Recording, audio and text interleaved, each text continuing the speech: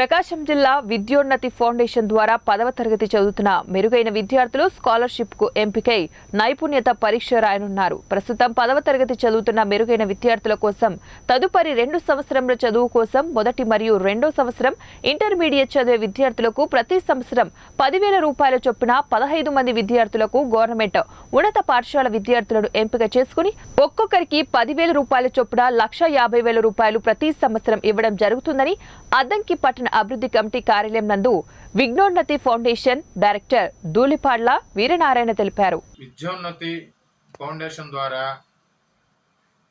10వ తరగతి చదువుతున్న విద్యార్థులకు మెరుగైన విద్యార్థులకు విద్యోన్నతి ఫౌండేషన్ ద్వారా స్కాలర్షిప్ ఇవ్వటానికై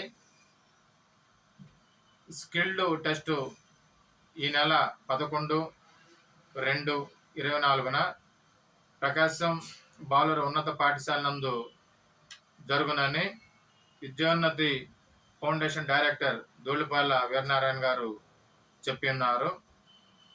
ఈ పరీక్షలో ఉత్తీర్ణులైన విద్యార్థులకు తదుపరి ఇంటర్మీడియట్ చదివే విద్యార్థులకు వారికి సంవత్సరానికి 10,000 చొప్పున, అంటే ప్రతి సంవత్సరం 15 మందికి 15 × 10,000 1,50,000 ఇవ్వటం జరుగుతుంది.